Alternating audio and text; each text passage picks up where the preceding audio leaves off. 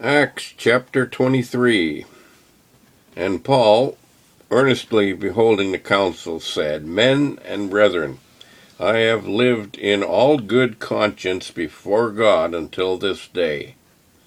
And the high priest Ananias commanded them that stood by him to smite him on the mouth.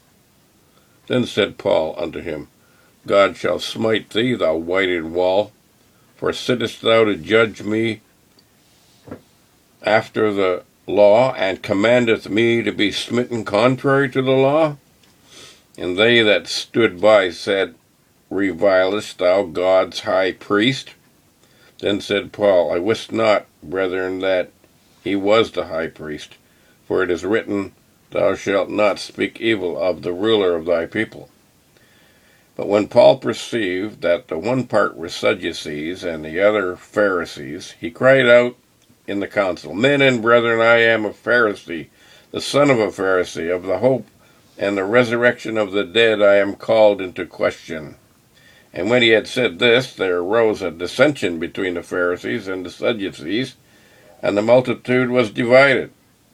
For the Sadducees say that there is no resurrection, neither angel nor spirit, but the Pharisees confess both. And there arose a great cry, and the scribes that were of the Pharisees part arose and strove, saying, We find no evil in this man, but if a spirit or an angel has spoken to him, let us not fight against God. And when there arose a great dissension, the chief priest, fearing lest Paul should have been pulled in pieces of them, commanded the soldiers to go down and take him by force from among them and bring him to the castle. And the night following, the Lord stood by him and said, Be of good cheer, Paul, for as thou hast testified of me in Jerusalem, so must thou bear witness also at Rome.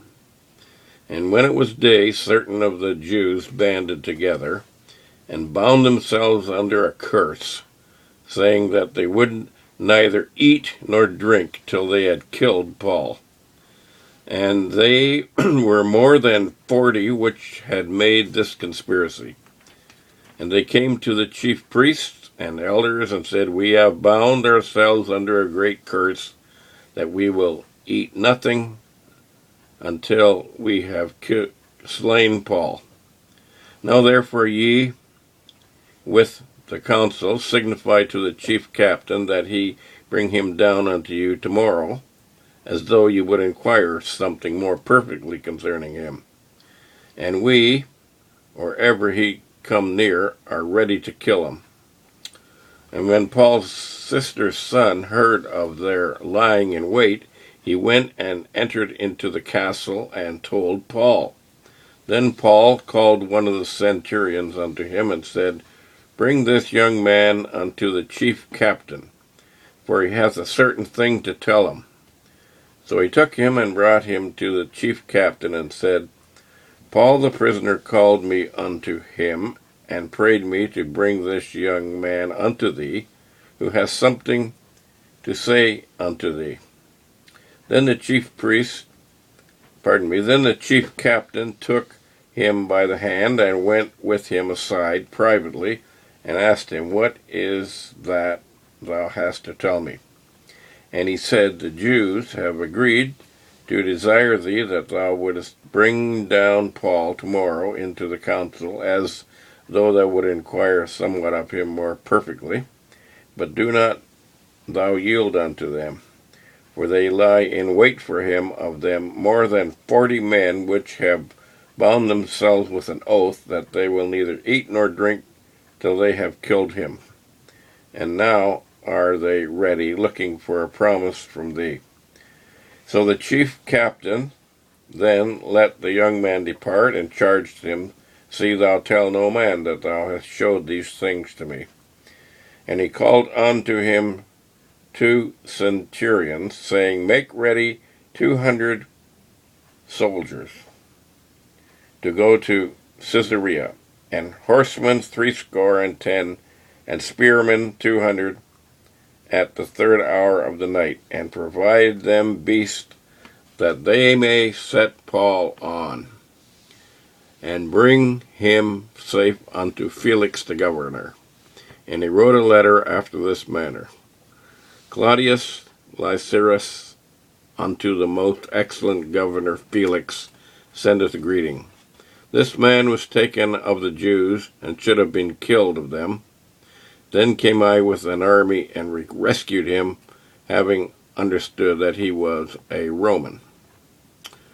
He wanted to make himself look like a hero. And when I would have known the cause whereof they accused him, I brought him forth into the council, whom I perceived to be accused of questions of their law, but to have nothing laid to his charge worthy of death or of bonds.